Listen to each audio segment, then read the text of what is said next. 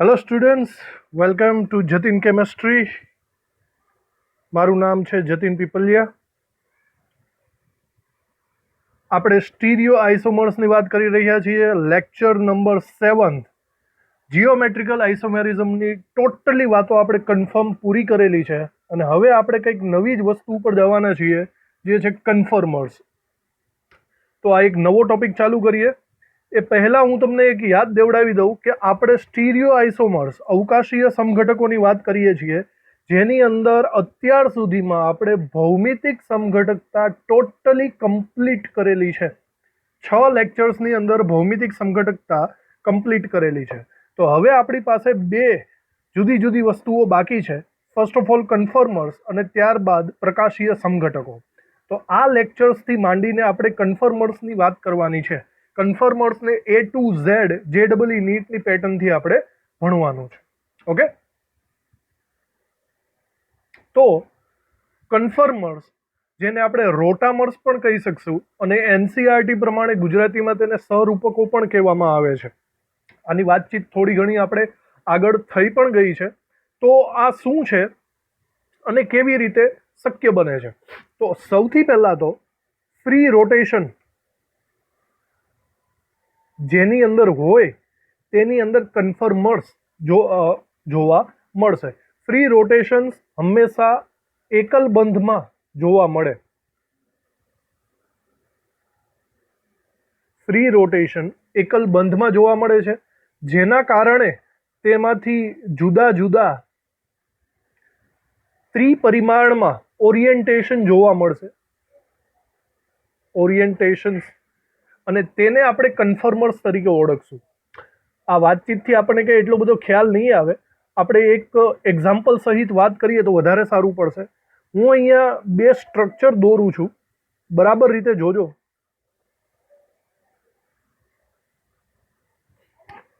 આ સ્ટ્રક્ચર હું ઇથેનનું દોરું છું. ઇથેન એટલે થશે CH3. એને હું કંઈક આવી રીતે દોરું છું. આ સોહાર્સનું પ્રોજેક્શન છે, જે પ્રોજેક્શન આપણે આગળ ભણવાના છીએ. સોહાર્સના પ્રોજેક્શનથી CH3 આવી રીતે આપણે દોરી શકીએ છીએ. હવે સ્પષ્ટ છે, આમાં કાર્બન અને કાર્બન વચ્ચે સિંગલ બોન્ડ છે, અને સિંગલ બોન્ડ એટલે કે સિગ્મા બંધ. આ સિગ્મા બંધ ફ્રી રોટેશન ધરાવે છે. ફ્રી રોટેશન ધરાવતું હોય એનો મતલબ એવો થશે કે આ મુક્તપણે ફરશે. દાખલા તરીકે આપણે આ હાઇડ્રોજનને કમ્પેર કરીએ તો આ ચક્ર પાછળથી આખું ફરતું રહેશે ફ્રી રોટેશનના કારણે. અને જરા વિચારો, જો એ ચક્ર ફરે તો કેવી રીતે દેખાશે? એક બીજી આકૃતિ દોરું છું.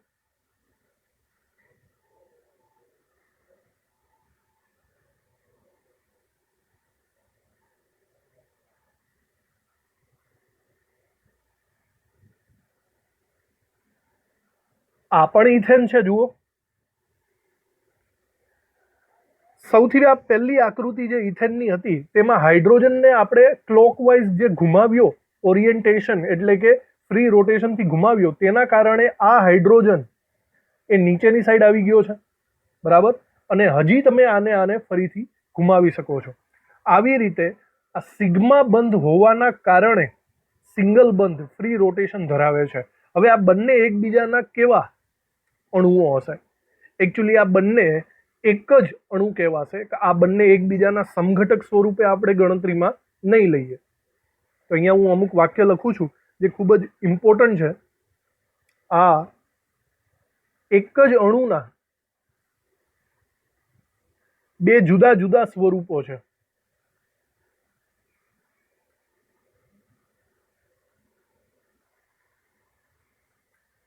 તે સમઘટકો નથી. મતલબ કે અત્યાર સુધી આપણે જે વાત કરતા હતા, સિસ, ટ્રાન્સ, EZ, સિન, એન્ટી, એ બંને અલગ અલગ અણુઓ હતા. આ બંને અલગ અલગ અણુઓ નથી, આ બંને ઇક્વલ છે, આઈડેન્ટિકલ, બરાબર. માત્ર સ્થાન બદલી ગયું છે, એ ગોળ ગોળ ફરે છે ફ્રી રોટેશનના કારણે. તો આ બંને એક જ અણુઓ છે. તે બંને એકબીજામાં રૂપાંતર પામી શકે છે. એકબીજામાં રૂપાંતર પામી શકે છે. તો આ ખૂબ જ અગત્યની વાત ફ્રી રોટેશનને લગતી. જ્યાં ફ્રી રોટેશન થશે ત્યાં કન્ફર્મર્સ એટલે કે રોટામર્સ જોવા મળશે. અને ફ્રી રોટેશન ક્યાં જોવા મળે? ઓનલી જ્યાં સિગ્મા બંધ અવેલેબલ હોય, એટલે કે એકલ બંધ આવેલા હોય ત્યાં. દ્વિબંધની અંદર ફ્રી રોટેશન આપણને જોવા મળશે નહીં. તો આ નોંધ બરાબર કરી લેવી. આપણે આગળ જરા શાંતિથી વિચારશું કે આ ફ્રી રોટેશન થવાનું કારણ શું છે. જે આપણે વાત કરીએ છીએ ફ્રી રોટેશન, તો શું છે આ ફ્રી રોટેશન? ફ્રી રોટેશનને સમજવા માટે આપણે ફરીથી ઇથેન અણુ લઈ લઈએ.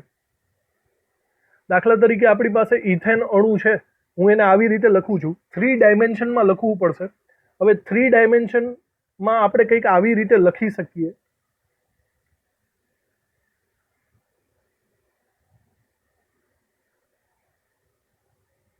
ત્રણ બંધ ને કંઈક આવી રીતે આપણે દર્શાવી શકીએ.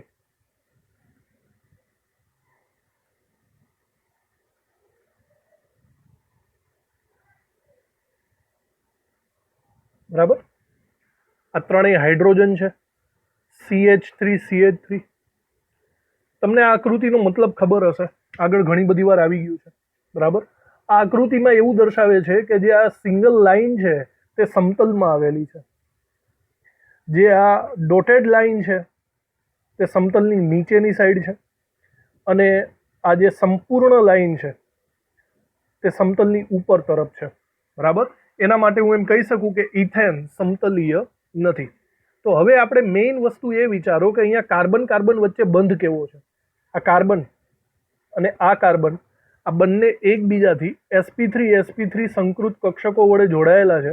એનો મતલબ આ સિગ્મા બંધ ધરાવે છે. બરાબર. હવે આને હું બીજી રીતે પણ લખી શકું. બરાબર રીતે આપણે જોતા જઈએ, આકૃતિ બરાબર દોરીએ આપણે. દાખલા તરીકે આ સાઈડ જે કાર્બન આવેલો છે તેની કક્ષકોને આવી રીતે હું દોરું છું.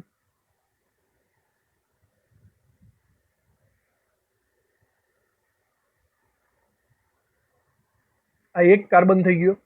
હવે સામેની સાઈડના બીજા કાર્બનને પણ આવી રીતે જોઈન્ટ કરીને sp3 સંકૃત કક્ષકો જોડવામાં આવે છે. તમે કેમિકલ બોન્ડિંગમાં આ બધી વસ્તુઓ ભણી ગયા છો. આ સામેની સાઈડનો બીજો કાર્બન થઈ ગયો.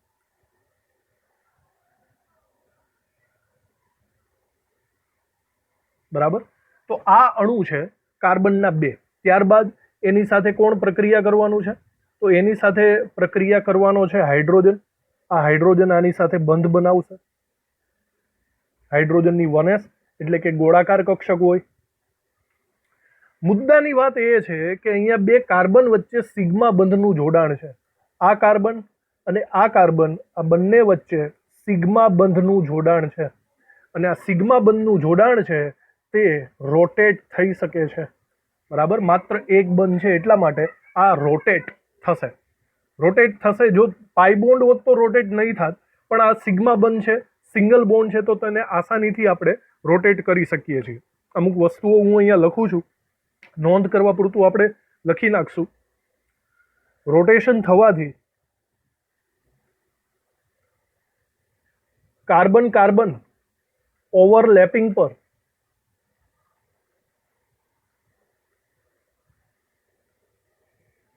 કોઈ અસર થતી નથી.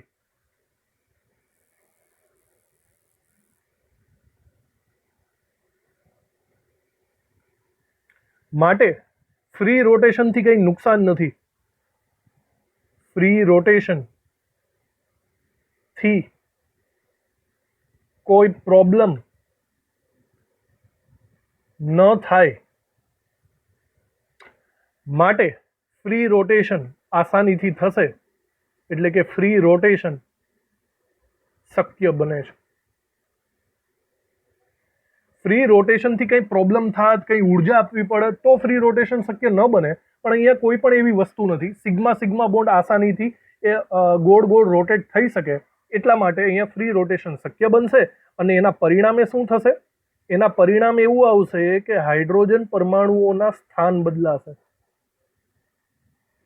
હાઇડ્રોજન પરમાણુઓના સ્થાન બદલાશે.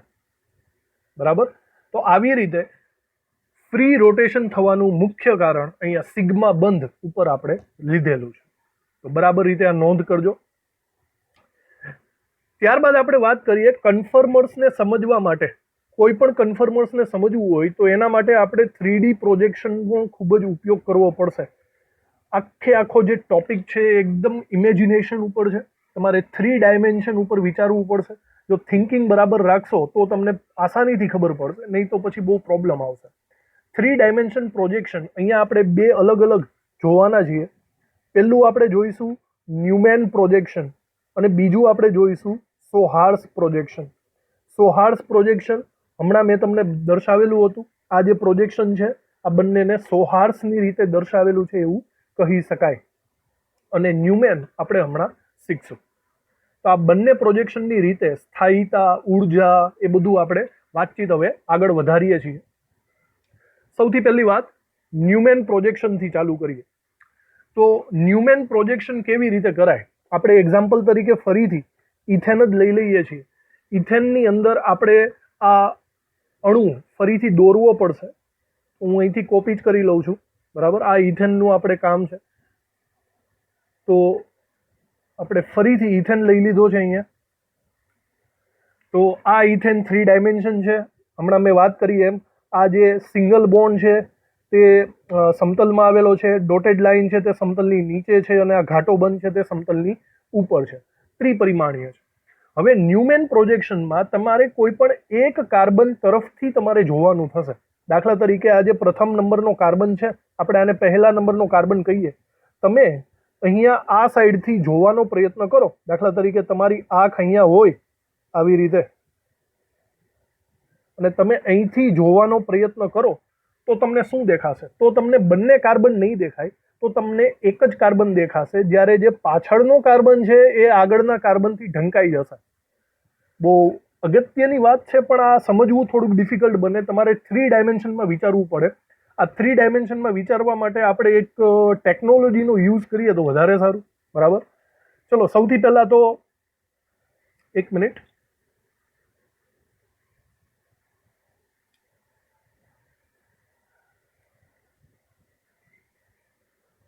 ચલો હું અહીંયા એક ઇથેનનો અણુ લઈ લઉં છું, બરાબર.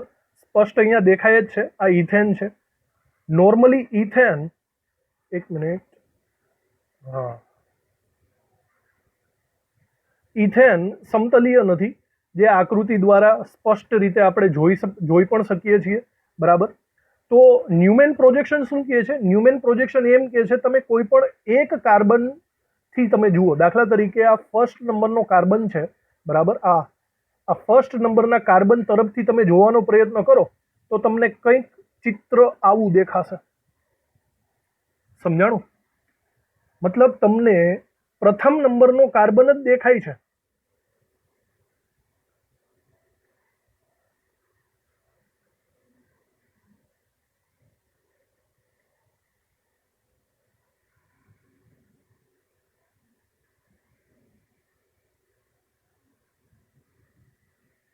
મતલબ તમને અહીંયા પ્રથમ નંબરનો જ કાર્બન દેખાશે, પાછળનો કાર્બન તમને અહીંયા દેખાશે નહીં. આપણે અહીંયા સમજવાનો જરાક પ્રયત્ન કરીએ. આ આગળનો જે કાર્બન છે તેને તમે જોઈ શકો છો સ્પષ્ટ. કાર્બન, હાઇડ્રોજન, હાઇડ્રોજન આવી રીતે.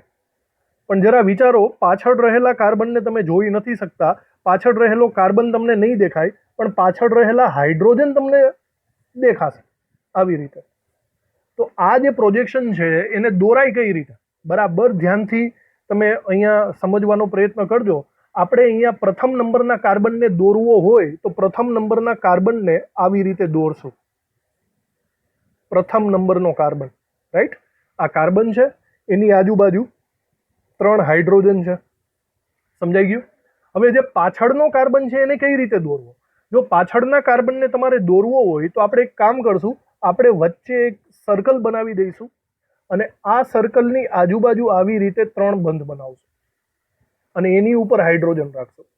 તો આ એક ન્યુમેન દર્શાવવાની એક પ્રોસેસ છે કે જેની અંદર પ્રથમ કાર્બનને એક ટપકા દ્વારા દર્શાવાય છે અને પાછળ રહેલા અદૃશ્ય કાર્બનને એક વર્તુળ દ્વારા દર્શાવાય છે. હવે આ બંને આકૃતિઓને ભેગી કરી દો તો તમને આ પ્રકારની આકૃતિ દેખાશે. બોલો, આમાં સમજ પડે છે? જરા એકવાર ફરીથી જોઈ લઈએ આપણે. બરાબર, અહીંયા હું એમ કહેવા માંગુ છું કે જે આગળનો કાર્બન છે, આગળનો કાર્બન એને હું એક ટપકા દ્વારા દર્શાવીશ, અને જે પાછળનો કાર્બન છે એને હું એક વર્તુળ દ્વારા દર્શાવીશ. હવે આ કાર્બનની આજુબાજુ જે હાઇડ્રોજન છે એને 3 બંધ દ્વારા તો દર્શાવવાના જ છે. આવી રીતે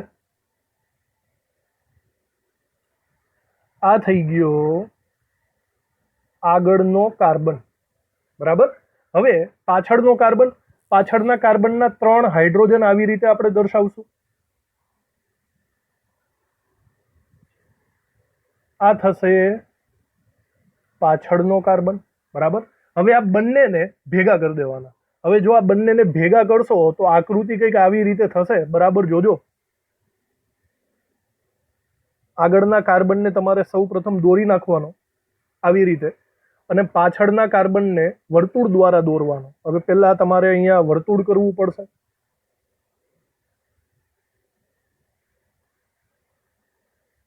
ચલો, એક વર્તુળ કરી લેવાનું, અને ત્યારબાદ તમારે એની એક્ઝેક્ટ પાછળ ગોઠવણી આવી રીતે કરી શકાય.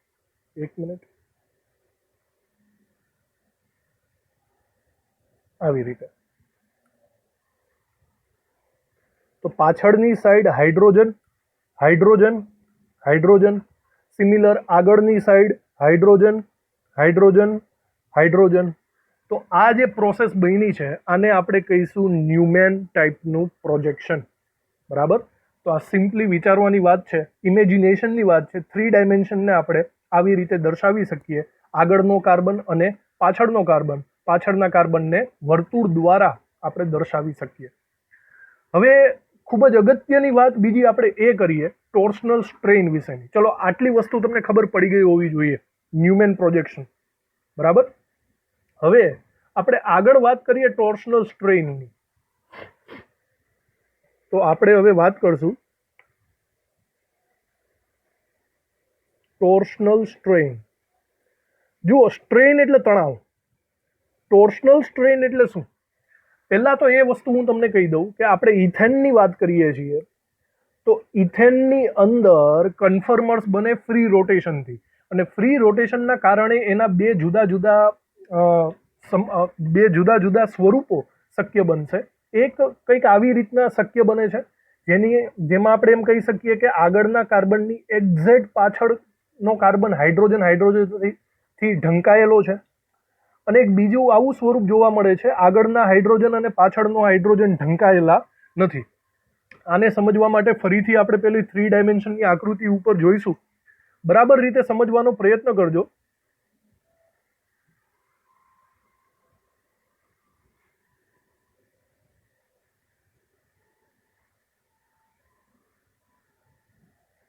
તો જુઓ જરા, આ ઇથેન છે, રાઈટ? હવે આ ઇથેનને આપણે ન્યુમેન પ્રોજેક્શનથી જોવાનો છે. એનો મતલબ આપણે એક કાર્બનથી આવી રીતે જોઈશું. બરાબર, આ કાર્બનથી. હવે જુઓ, આ સિચ્યુએશનમાં આપણને શું દેખાય છે? જો હાલ પૂરતા આપણે આગળના હાઇડ્રોજનને બ્લુ કલરથી દર્શાવ્યો છે, બ્લુ કલરથી, અને પાછળના હાઇડ્રોજનને ગ્રીન કલરથી. બાકી આ 3 હાઇડ્રોજન જ છે. હવે જો તમે આવી રીતે જોશો તો આગળના હાઇડ્રોજન વડે પાછળનો હાઇડ્રોજન ઢંકાઈ ગયેલો લાગે છે. સમજાય છે? આગળના હાઇડ્રોજન વડે પાછળનો હાઇડ્રોજન જ્યારે ઢંકાઈ જાય, આવા સ્વરૂપને આપણે ઇક્લિપ્સ સ્વરૂપ કહીશું. ઇક્લિપ્સ સ્વરૂપ. બરાબર, જો આ સ્પષ્ટ આકૃતિ છે, આપણે આનું નામ આપશું ઇક્લિપ્સ. ઇક્લિપ્સનું ગુજરાતી તમને ખબર હશે, ઇક્લિપ્સનું ગુજરાતી ગ્રહણ થાય. તો એક રીતના આગળથી પાછળનું ઢંકાઈ જવું, ગ્રહણ થવું, એના ઉપરથી એનું નામ પડ્યું છે ઇક્લિપ્સ. તો એક વસ્તુ આ થઈ. હવે બીજી વસ્તુ વિચારો. હવે આ રીતે જે અણુ છે ઇથેન, એ આવી રીતે જ પોસિબલ તો નહીં રહે. મતલબ આ તો ફરતો જ રહેશે. બરાબર, કેવી રીતે ફરશે? દાખલા તરીકે તમે વિચારો કે આગળનો કાર્બન ગોળ ગોળ ફરે છે. તમે જોજો, બરાબર, આગળનો કાર્બન ગોળ ગોળ ફરે છે તો એ કેવી રીતે ફરશે? તો જો આગળનો કાર્બન ફરે, જોઈ શકો છો આગળનો કાર્બન ફરી ગયો, આ 60 ડિગ્રીના ખૂણે ફેર્યો છે. હજી 60 ડિગ્રીના ખૂણે ફેરવી શકું છું, હજી ફેરવી શકું છું, હજી ફેરવી શકું છું. આવી રીતે તે ગોળ ગોળ ફરતો રહેશે. સમજાય છે તમને? બરાબર. અને મૂળ સ્વરૂપે પાછો આવી ગયો. તો મતલબ આ જે ગોળ ગોળ ગોળ ફરે છે ફ્રી રોટેશનના કારણે, તો દાખલા તરીકે અહીંયા હું એક સ્ટેપ અહીંયા ફેરવું છું, એક સ્ટેપ,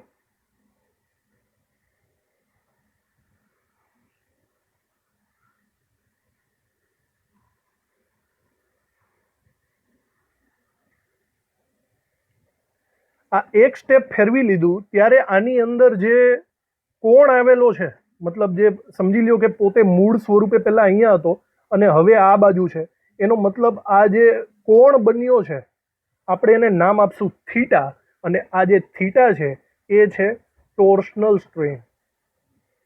એક મિનિટ,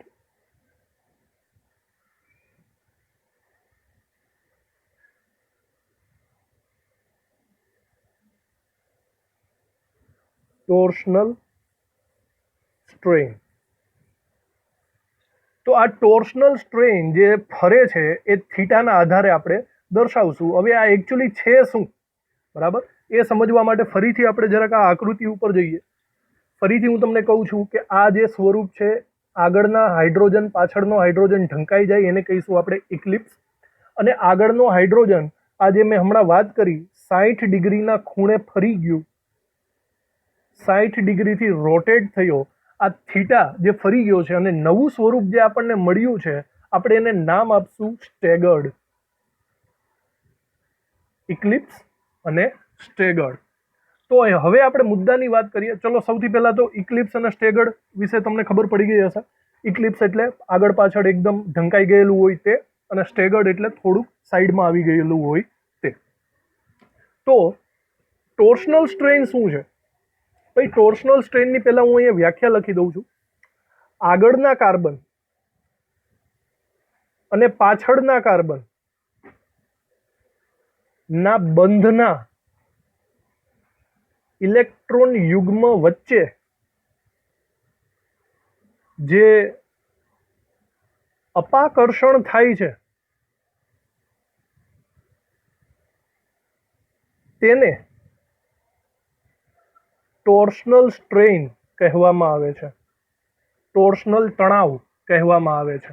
મતલબ આ એક પ્રકારનું ઇલેક્ટ્રોનનું અપાકર્ષણ છે. જો તમે ઇક્લિપ્સના સ્ટ્રક્ચર ઉપર જુઓ, આગળમાં કાર્બન અને હાઇડ્રોજન વચ્ચે જે બંધ છે એમાં 2 ઇલેક્ટ્રોન વડે બંધ રચાયેલો છે, અને પાછળના જે કાર્બન હાઇડ્રોજનનો છે એમાં પણ 2 ઇલેક્ટ્રોન વચ્ચે બંધ રચાયેલો છે.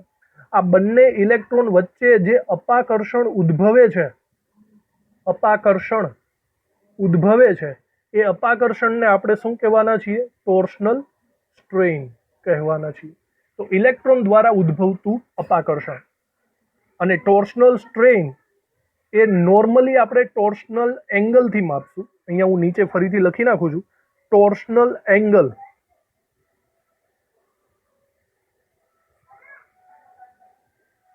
ટોર્શનલ એંગલને આપણે થીટા કહીશું. જે મેં હમણાં દર્શાવ્યું કે થીટા એટલે જે તમે કોણાવર્તન આપો છો તે, જેનાથી રોટેટ થાય છે તે. દાખલા તરીકે અહીંયા 60 ડિગ્રી, 60 ડિગ્રીથી તમે કોણાવર્તન આપ્યું તો એનો ટોર્શનલ એંગલ 60 ડિગ્રી થયો. તો આનો ટોર્શનલ એંગલ કેટલો થયેલો હશે? આ એક્ઝેક્ટલી એકબીજાની આગળ પાછળ છે તો એનો થીટા 0 ડિગ્રી કહેવાય, 0 અંશનો ખૂણો. તો હવે મને એક વાત કહો કે તણાવ વધારે ક્યાં હશે? થીટા બરાબર 0 ડિગ્રી ઉપર હશે કે થીટા બરાબર 60 ડિગ્રી ઉપર હશે? જરા શાંતિથી વિચારો. તણાવ હવે સ્પષ્ટ છે, ઇલેક્ટ્રોન ઇલેક્ટ્રોન એકબીજાની આગળ પાછળ છે તો અહીંયા એક રીતના અપાકર્ષણ વધારે થશે, બરાબર. આપણે અહીંયા ફરીથી નીચે બરાબર રીતે લખવાની કોશિશ કરીએ. 2 વસ્તુ તમે સમજી ગયા છો. હું અહીંયા વાત કરું છું ઇક્લિપ્સ, અને અહીંયા વાત કરું છું સ્ટેગર્ડ. ઇક્લિપ્સ અને સ્ટેગર્ડના આપણે સ્ટ્રક્ચર પણ લઈ લઈએ તો વધારે સારું.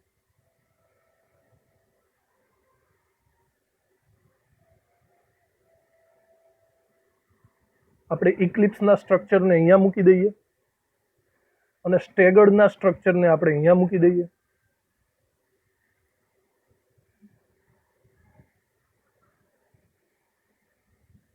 નવા પેજ ઉપર. ઓકે, તો હવે સીધી વાત એ છે કે જે ઇક્લિપ્સનું સ્ટ્રક્ચર છે ત્યાં અપાકર્ષણ વધારે દેખાય છે. વિચારી લો શા માટે વધારે? ઇલેક્ટ્રોન ઇલેક્ટ્રોન એક્ઝેક્ટ એકબીજાની પાછળ છે એટલા માટે. અહીંયા વિચારો, અહીંયા શું થાય છે? અહીંયા એટલું બધું અપાકર્ષણ હશે નહીં. અહીંયા અપાકર્ષણ ઓછું થશે, કારણ કે આગળના બે ઇલેક્ટ્રોન અને પાછળના બે ઇલેક્ટ્રોન એક્ઝેક્ટ એકબીજાની નજીક નથી, એ થોડા એંગલથી બદલાઈ ગયા, 60 ડિગ્રીના એંગલથી. તો સ્ટેગર્ડની અંદર અપાકર્ષણ ઓછું જોવા મળશે. તો આ માટે હું એમ કહી શકું છું કે જ્યાં અપાકર્ષણ વધારે હોય, બરાબર, ત્યાં અલગ રીતે વાત કરશું. તો અહીંયા થીટા બરાબર 0 ડિગ્રીએ, થીટા બરાબર 0 ડિગ્રીએ અપાકર્ષણ વધારે છે અને થીટા બરાબર 60 ડિગ્રીએ અપાકર્ષણ ઓછું છે. થીટા બરાબર 0 ડિગ્રીએ ટોર્શનલ સ્ટ્રેઇન સૌથી વધારે હશે. વધારે ધેટ મીન્સ આપણે શું લખીએ?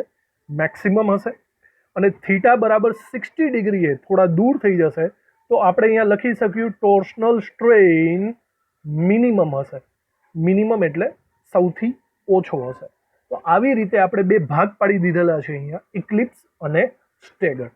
બરાબર રીતે જોજો, બરાબર આ કન્ફર્મ કરજો, તો આગળની વસ્તુઓને બરાબર રીતે આપણે સમજી શકશું.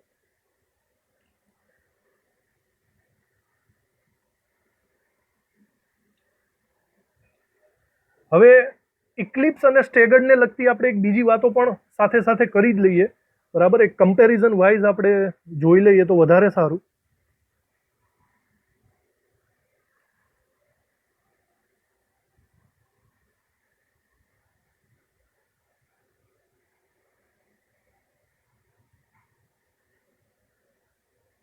આવી રીતે, બરાબર, ઇક્લિપ્સ અને સ્ટેગર્ડ.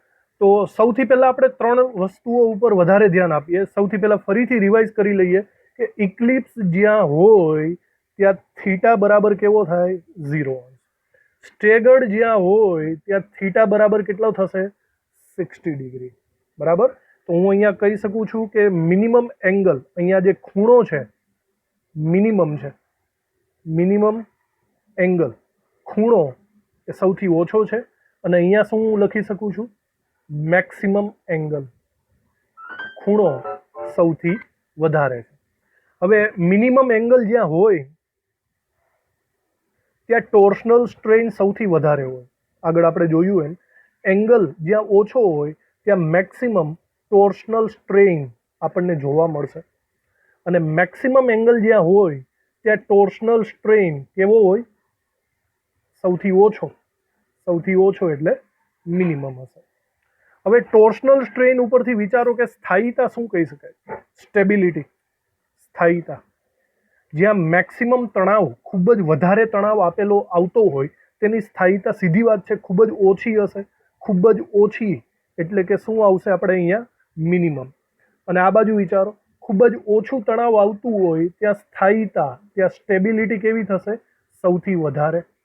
તો મેક્સિમમ સ્ટેબિલિટી. કહેવાનો મતલબ સ્ટેગર્ડની સ્થાયીતા ઇક્લિપ્સ કરતાં કેવી થશે? વધારે થશે, બરાબર. હવે સ્થાયીતા આપણને ખબર પડી ગઈ છે, તો ઉર્જા પણ ખબર પડી જાય, બરાબર. આપણને ખબર છે જેની સ્થાયીતા ઓછી હોય તેની ઉર્જા વધારે હોય. મિનિમમ સ્થાયીતા તો ઉર્જા કેવી થાય? મેક્સિમમ. અને મેક્સિમમ સ્થાયીતા તો ઉર્જા કેવી થશે? મિનિમમ થશે, બરાબર. તો આવી રીતે ઇક્લિપ્સ અને સ્ટેગર્ડ આ બંનેનું કમ્પેરિઝન, જે MCQમાં આપણને ખૂબ જ અગત્યનું થવાનું છે અને આગળ જતાં પણ આનું નોલેજ આપણને ખૂબ જ જરૂરી છે, તો આ વસ્તુ આપણે ખૂબ જ નોંધ કરવા લાયક રહેશે, બરાબર. આના પછી આપણે અલગ વાત ડિસિઝન ઉપર જઈશું. તો આ અત્યાર સુધીની નોટ બરાબર કમ્પ્લીટ કરો અને બરાબર રીતના આગળ વધીએ. તો નેક્સ્ટ આપણે જોવાનું છે કન્ફર્મેશનલ એનાલિસિસ. કન્ફર્મેશનલ એનાલિસિસ. એનાલિસિસ એટલે અધ્યયન કરવું, બરાબર. કન્ફર્મેશનલ એનાલિસિસ એનો મતલબ જે કન્ફર્મર્સ છે એનું પૂરેપૂરું અધ્યયન કરવું, એની ઉર્જાના અભ્યાસ કરવાનું, એની સ્થાયીતાનો અભ્યાસ કરવાનો, એમાં ટોર્શનલ સ્ટ્રેઇન કેટલું છે એનો અભ્યાસ કરવાનો, એ બધાના અભ્યાસનું અધ્યયન કરવું એને કન્ફર્મેશનલ એનાલિસિસ કહેવાય. એની વ્યાખ્યા બરાબર રીતના આપણે લખી લઈએ.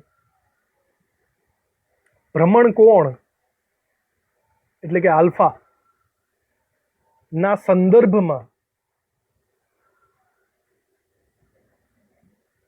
અણુની સ્થાયીતા કે ઉર્જા ના અભ્યાસને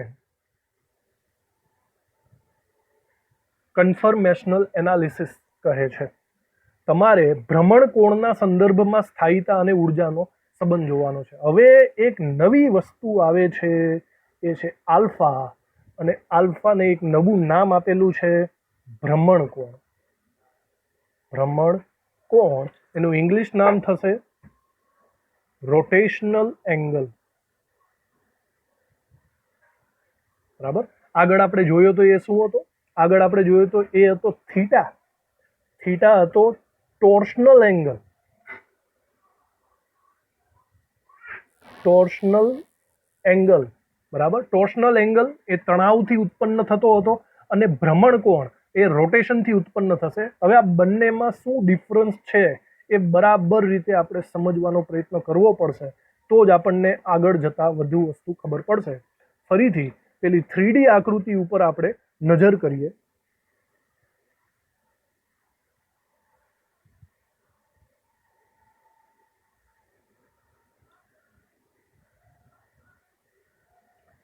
આપણે મુખ્ય આકૃતિ ઉપર જોઈએ. બોલો, આ કયું એક્ઝામ્પલ થયું? આ ઇથેનનું ઇક્લિપ્સ ફોર્મ કહેવાય. સમજાય છે હવે? Eclipse form. અને બીજું મારે સ્ટેગર્ડ લેવું હોય તો જુઓ, આ ફોર્મને શું કહીશું આપણે? સ્ટેગર્ડ. પહેલા કાર્બન એકબીજાની એકદમ અપોઝિટ હતા, હવે વિરુદ્ધ સાઈડ ગયા, તો આ છે સ્ટેગર્ડ ફોર્મ અને આ છે ઇક્લિપ્સ ફોર્મ. સમજાય છે વાતમાં? હવે થીટા અને આલ્ફા વચ્ચેનો ડિફરન્સ હું તમને સમજાવવા માંગુ છું. બરાબર રીતના વિચારો. આ સિચ્યુએશન છે. આ સિચ્યુએશનમાં એક મિનિટ,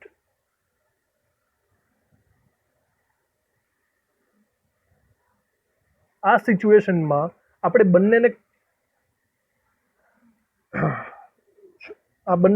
આપણે થીટા અને આલ્ફા આ બંને દ્વારા સમજાવીએ. તો બોલો, અહીંયા થીટા બરાબર કેટલો છે અત્યારે? 0 ડિગ્રી. બરાબર. ટોર્શનલ સ્ટ્રેન 0 છે. આલ્ફા એટલે તમે ભ્રમણ કેટલું કરાવ્યું? હજી સુધી ભ્રમણ કરાવ્યું જ નથી. હજી સુધી ભ્રમણ નથી કરાવ્યું, તો આલ્ફા કેટલો થશે? 0 થશે. બરાબર. હવે વિચારો કે આપણે ભ્રમણ કરાવીએ છીએ. આ ઇક્લિપ્સ ફોર્મમાંથી હું 60 ડિગ્રીનું ભ્રમણ કરાવું છું આગળના કાર્બનને. જો હું આવી રીતના કરીશ તો આગળના કાર્બનમાં 60 ડિગ્રીનું ભ્રમણ થાય તો થીટા કેટલો થાય? આ સિચ્યુએશનમાં આપણો થીટા 60 ડિગ્રીનો થશે. બરાબર. સાથે મતલબ ટોર્શનલ સ્ટ્રેન 60 ડિગ્રી થઈ ગયો. સમજાણું? હવે બોલો, આલ્ફા કેટલો થાય? હવે આલ્ફાની રીતે તમે વિચારવા જશો તો આલ્ફા પણ અહીંયા 60 ડિગ્રીનો થશે. 60 ડિગ્રીનો. સમજાય છે? 60 ડિગ્રીનો થશે કારણ કે તમે 60 ડિગ્રી ઘુમાવેલો છે, 60 ડિગ્રી તમે રોટેટ કરેલો છે. તો થીટા પણ 60 ડિગ્રીનો થયો, આલ્ફા પણ 60 ડિગ્રીનો થયો. ચલો, હજી આપણે ફરીથી એકવાર ઘુમાવીએ. ફરીથી આપણે 60 ડિગ્રીનું રોટેશન આપીએ. જો ફરીથી આપણે 60 ડિગ્રીનું રોટેશન આપીએ તો કંઈક આવી સિચ્યુએશન થશે. સમજાય છે? ફરીથી આની આગળ કેવી સિચ્યુએશન હતી જોઈ લ્યો. આવી. એની આગળ કેવી સિચ્યુએશન હતી? આવી. ઇક્લિપ્સ ફોર્મ છે, એના પછી આપણે 60 ડિગ્રી ઘુમાવ્યો, પાછો આપણે 60 ડિગ્રી ઘુમાવ્યો. થાય કે નહીં?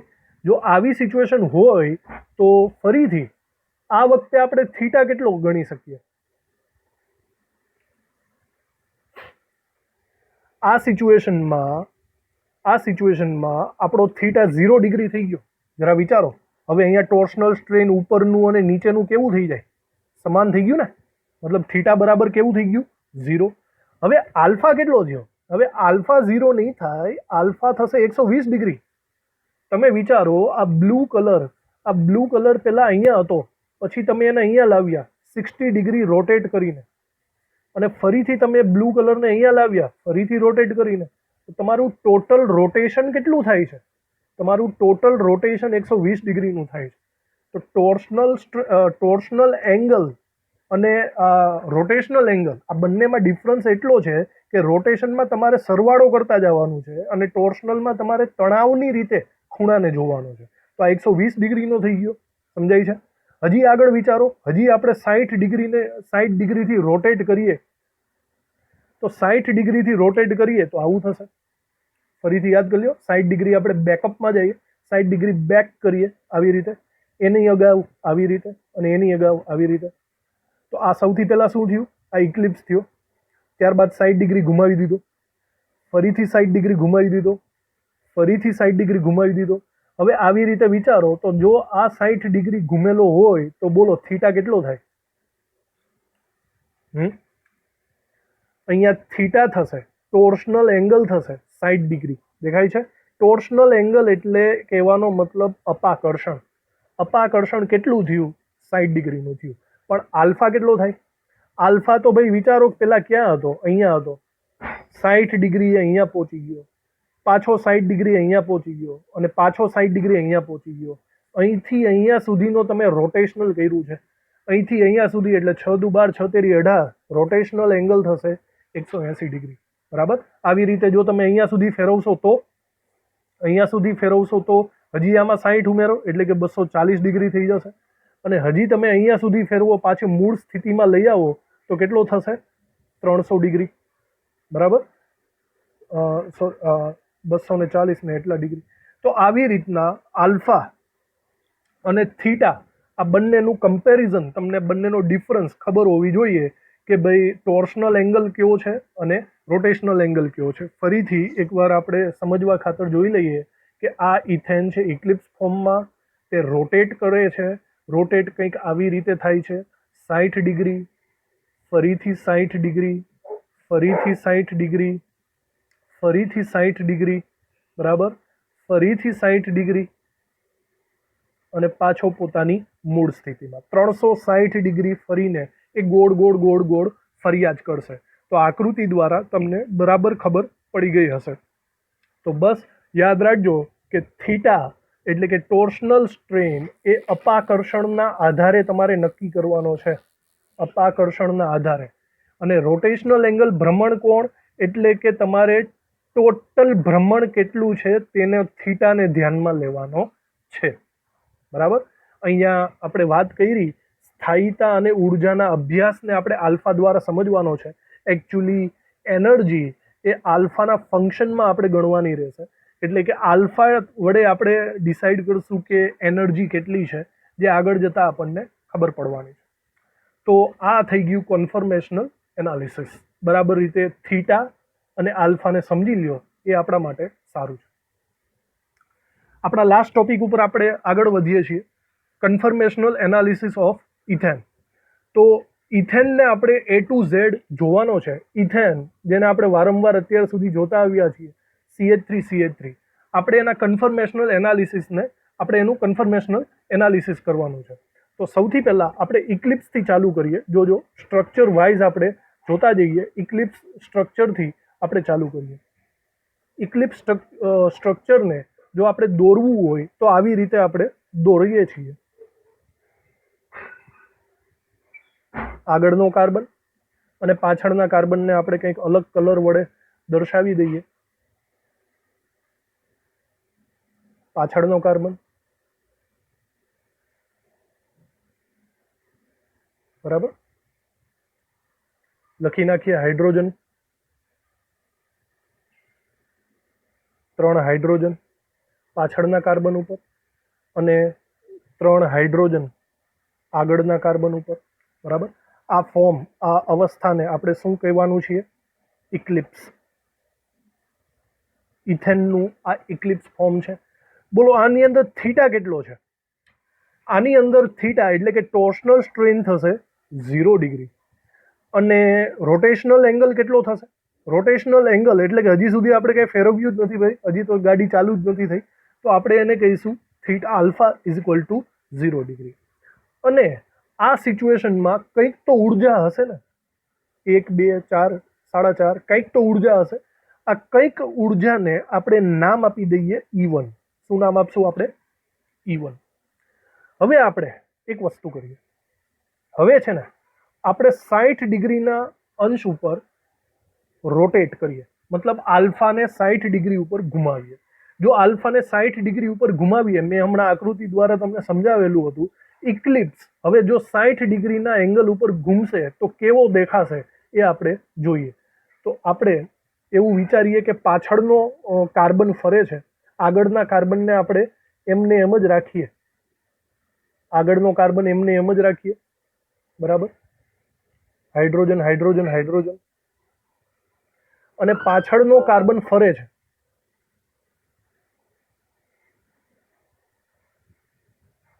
તો દાખલા તરીકે આ પાછળનો કાર્બન, એને તમે 60 ડિગ્રી ઉપર રોટેટ કરાવ્યો, પહેલા અહીંયા હતો, તો 60 ડિગ્રી ઉપર રોટેટ કરાવશો તો અહીંયા આવી જશે, આવી રીતે, બરાબર.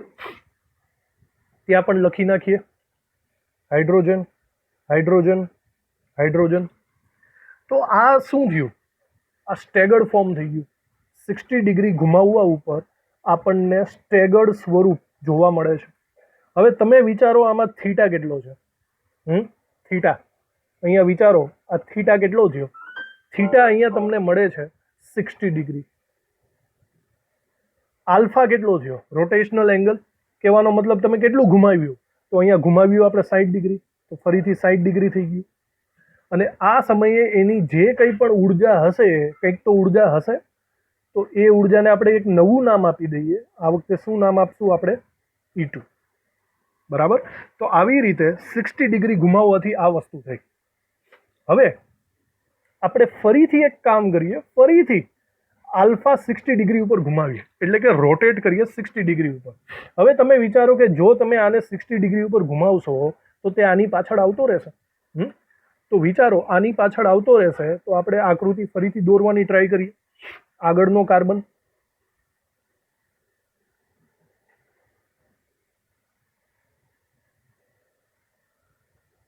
આવી રીતે, પાછળનો કાર્બન,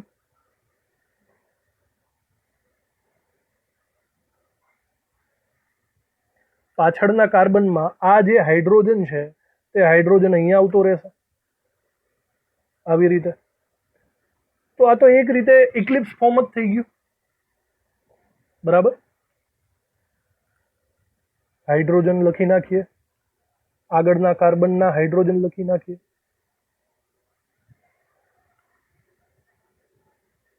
તો કહેવાનો મતલબ આ રીતે જો તમે 60 ડિગ્રીએ ઘુમાવશો તો ફરીથી આપણને ઇક્લિપ્સ સ્વરૂપ મળે છે. ઇક્લિપ્સ સ્વરૂપ મળ્યું મતલબ અહીંયા ટોર્શનલ એંગલ કેટલો થયો? અહીંયા અપાકર્ષણ મહત્તમ, એટલે કે ટોર્શનલ એંગલ 0 ડિગ્રી થયો. પણ બોલો આલ્ફા કેટલો થાય છે? આલ્ફા અહીંયા થશે 120 ડિગ્રી. સમજાય છે? તમે અહીંથી લઈને અહીંયા સુધી, અહીંથી લઈને અહીંયા સુધી ઘુમાવી દીધું છે, રોટેશન 120 ડિગ્રી અહીંયા આલ્ફા થશે. અને આ સમયની કંઈક તો ઉર્જા હશે, તમે સમજી શકો છો. ઇક્લિપ્સ એટલે અહીંયા પણ ઇક્લિપ્સ હતો, તો આ સમયની ઉર્જા ફરીથી કેવી થશે? E1 થશે. તો ભાઈ આ એક સિચ્યુએશન છે કે તમે ઇક્લિપ્સને 60 ડિગ્રીએ ઘુમાવશો તો સ્ટેગર્ડ મળશે, સ્ટેગર્ડને 60 ડિગ્રીએ ઘુમાવશો તો ઇક્લિપ્સ મળશે, ફરીથી ઇક્લિપ્સને 60 ડિગ્રીએ ઘુમાવશો તો ફરીથી staggered, eclipse staggered, eclipse staggered, eclipse staggered, આવું ચાલ્યા જ રાખશે. તો ઓવરઓલ જો મારે કહેવું હોય કે અહીંયા એનર્જીનો ફ્લો કેવો છે, મારે એનર્જી ફ્લો જાણવો હોય, મતલબ એનર્જીની અંદર કેવો વધારો ઘટાડો થાય, તો સૌથી પહેલાં એનર્જી કેવી હતી? E1. ત્યારબાદ કેવી થઈ ગઈ? E2. પાછો મેં 60 ડિગ્રી ઘુમાવ્યો તો E1, ફરીથી ઘુમાવ્યો તો E2, ફરીથી ઘુમાવ્યો તો E1, E1 E2 E1 E2 E1 E2 E1 E2. આ ફ્લો, આને કહીશું આપણે એનર્જી ફ્લો ઓફ ઇથેન. તો એકદમ સમજવા જેવી વાત. મેં જે તમને આગળ 3D સ્ટ્રક્ચરમાં સમજાવેલું છે તેનાથી વધારે તમને આઈડિયા આવી જ ગયેલો હશે. આ છે કન્ફર્મેશનલ એનાલિસિસ ઓફ ઇથેન, બરાબર, જેમાં એનર્જીનો ફ્લો રહેશે E1 E2 E1 E2 E1 E2. હવે આના ઉપરથી આપણે ડાયાગ્રામ દોરવાનો છે. એના માટે આપણે આ એનર્જીના ફ્લોની જરૂર પડશે. આપણે આને જરા લઈ લઈએ. એનર્જીનો ફ્લો સમજી ગયા આપણે.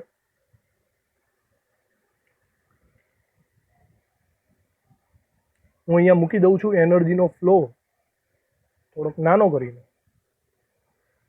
બરાબર. એનર્જીનો ફ્લો આપણા માટે છે E1 E2 E1 E2. આપણે એક ડાયાગ્રામ દોરીએ છીએ, બરાબર. કન્ફર્મેશનલ એનાલિસિસ માટે ડાયાગ્રામ દોરવો જરૂરી છે. આના ઉપરથી ઘણા બધા તમને હિન્ટ મળશે નવી નવી. તો સૌથી પહેલાં તો વિચારો કે આ ડાયાગ્રામ કોનો કોનો છે. આ ડાયાગ્રામમાં આપણે વાય એક્સિસ ઉપર એનર્જી રાખવાના છીએ અને એક્સ એક્સિસ ઉપર આપણે આલ્ફા રાખશું. Alpha that means rotational angle, total કેટલું તમે રોટેટ કરો છો તે.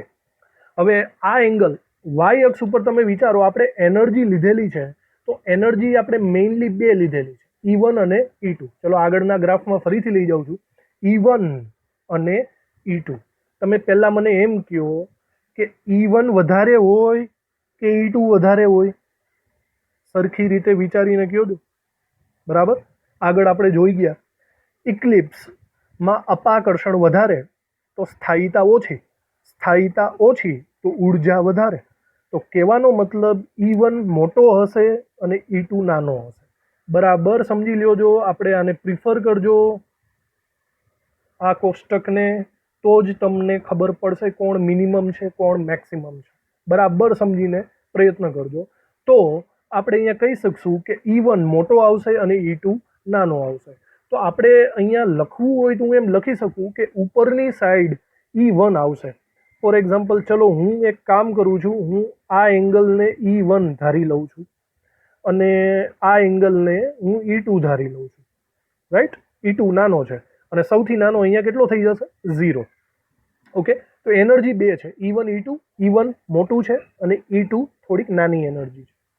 હવે એકચ્યુઅલી એના ડાયાગ્રામને પણ આપણે આમ થોડુંક લંબાવી દઈએ તો વધારે ખબર પડી જશે.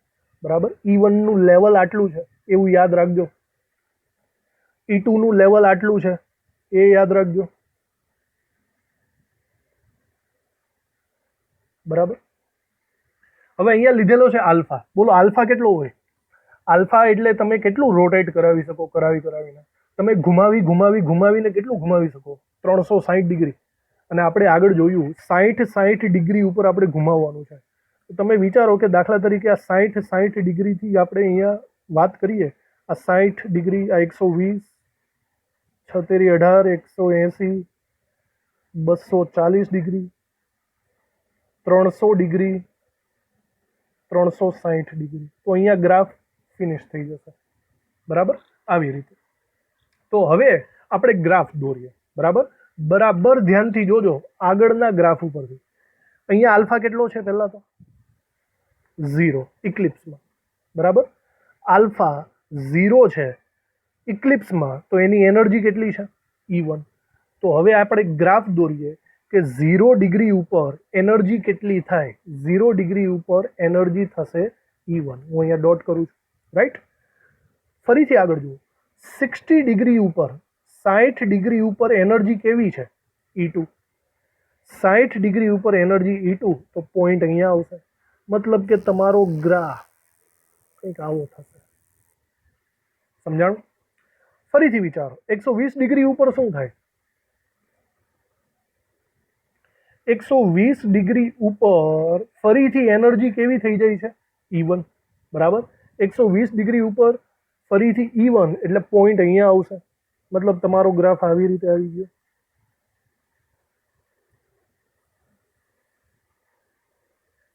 સમજાય છે?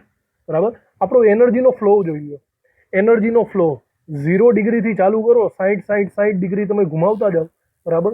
60, 120, 180, 240, 300, E1 E2 E1 E2 E1 E2. Okay. તો ટપકામાં પણ એવી જ રીતના થશે. E1 E2 E1, 180 ડિગ્રીમાં E2, 240 ડિગ્રીમાં E1, 300 ડિગ્રીમાં E2, 360 ડિગ્રીમાં E1. જો તમારે ગ્રાફ દર્શાવવો હોય તો તમારો ગ્રાફ કંઈક આવી રીતે દર્શાવાશે, વલય સ્વરૂપે, તરંગ સ્વરૂપે. સમજાય છે? તો આ છે એનર્જી ડાયાગ્રામ. બરાબર. આપણે આની અંદર થોડુંક એવું બીજું નોલેજ લેવાનું છે. બરાબર રીતે સમજી લ્યો છો કે આની અંદર કઈ કઈ વસ્તુઓ નોંધવા લાયક છે. સૌથી પહેલી વાત, આ જે ઉપરના પોઈન્ટ્સ તમને દેખાય છે ને, આ જે ઉપરના પોઈન્ટ્સ છે, તો હું એને એમ કહી શકું મેક્સિમમ એનર્જી. અને મેક્સિમમ એનર્જી ક્યાં હોય? ઇક્લિપ્સ. સ્થાયીતા જેની સૌથી ઓછી, એનર્જી એની સૌથી વધારે. એવી જ રીતના આ નીચેના પોઈન્ટ્સ જુઓ. જે નીચેના પોઈન્ટ્સ છે તો હું એમાં કહી શકું કે એમાં મિનિમમ એનર્જી છે. જેમાં મિનિમમ એનર્જી તો શેમાં હું બોલી શકું? સ્ટેગર્ડ. જેમાં સ્થાયીતા સૌથી વધારે તેમાં ઉર્જા સૌથી ઓછી, સ્ટેગર્ડમાં. બરાબર. તો આવી રીતે આ બે નામ તો આપણને ખબર જ છે, ઇક્લિપ્સ અને સ્ટેગર્ડ. હવે તમે વિચાર કરો કે આ સિચ્યુએશનમાં 30 ડિગ્રી કદાચ હોય તો શું થાય? આ 0 ડિગ્રી અને 60 ડિગ્રીની વચ્ચે કોઈ 30 ડિગ્રીની સિચ્યુએશન હોય તો એની ઉર્જા ક્યાં લેવા જાવી? તો એની ઉર્જા કંઈક અહીંયા આવે કે નહીં? સમજાય છે? 30 ડિગ્રીમાં. તો આ બધી જે ઉર્જા છે ને, આ બધી જે ઉર્જા વચ્ચેની કોઈ પણ સિચ્યુએશનની, બરાબર, 35 ડિગ્રી, 45 ડિગ્રી, 55 ડિગ્રી, 57 ડિગ્રી, આ જે વચ્ચેની જે કંઈ પણ ઉર્જા છે એને આધારે જે સ્ટ્રક્ચર બને છે એને આપણે એક નામ આપવાનું છે. એનું નામ આપણે આપશું સ્ક્યુ. સ્ક્યુ. બરાબર. સ્પેલિંગ કંઈક આવી રીતે થાય છે, સ્ક્યુ. અને સ્ક્યુનો મતલબ શું છે? સ્ક્યુ એ બંધારણ છે કે જ્યાં theta is not equal to 0 degree, is not equal to 60 degree, આ સિવાયનો કોઈ પણ. બરાબર. તો આવી રીતે આને આપણે એક અલગ નામ આપશું, સ્ક્યુ. અત્યાર સુધી આપણે બે જ નામ બોલેલા હતા, ઇક્લિપ્સ અને સ્ટેગર્ડ. હવે એક ત્રીજું નામ આવી ગયું જે છે સ્ક્યુ.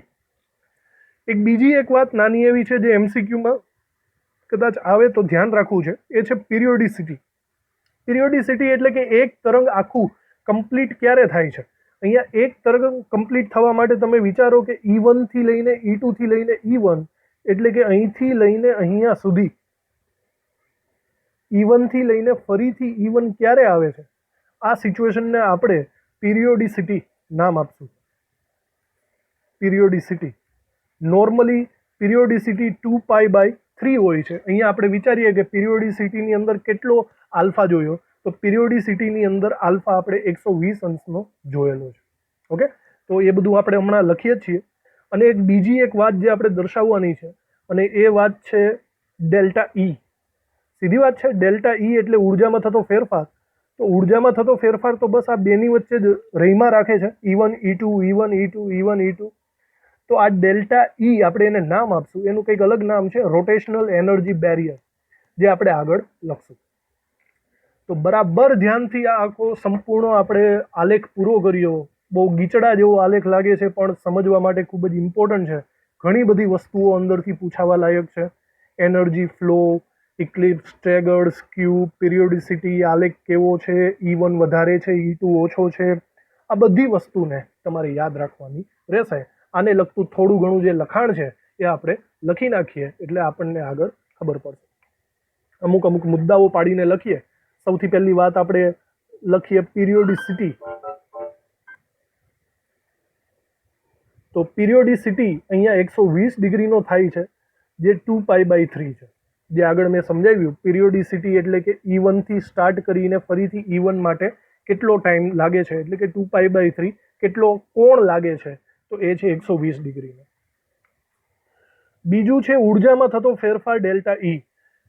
ડેલ્ટા E બરાબર E1 - E2. વધારેમાંથી ઓછું ઉર્જા બાદ કરો. વધારે ઉર્જા હતી E1, ઓછી E2. આ ડેલ્ટા E નું આપણે એક નામ પાડશું. આનું નામ પાડશું આપણે rotational energy barrier. Rotational energy barrier delta E આપણે એનું નામ પાડશું. બરાબર. આનો મતલબ એવો થયો, બરાબર સમજજો, આનો મતલબ એવો થયો કે જો તમે ડેલ્ટા E જેટલી ઉર્જા આપો તો જ ઇથેન ઇક્લિપ્સમાંથી સ્ટેગર્ડમાં જાય. ઇક્લિપ્સમાંથી સ્ટેગર્ડમાં પરિવર્તન પામે.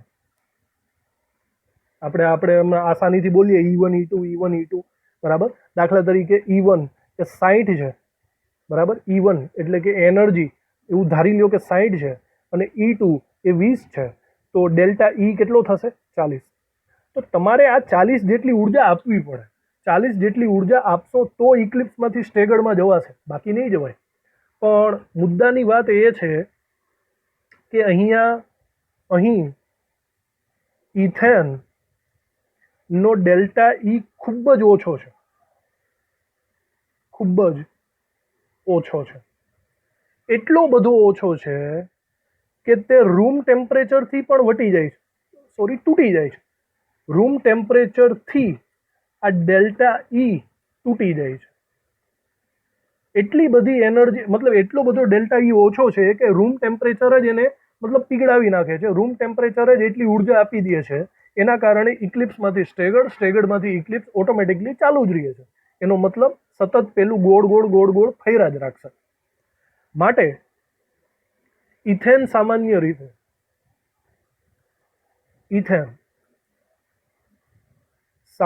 રીતે ઇક્લિપ્સ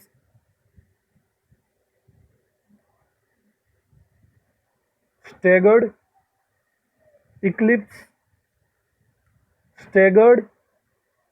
ફર્યા કરશે.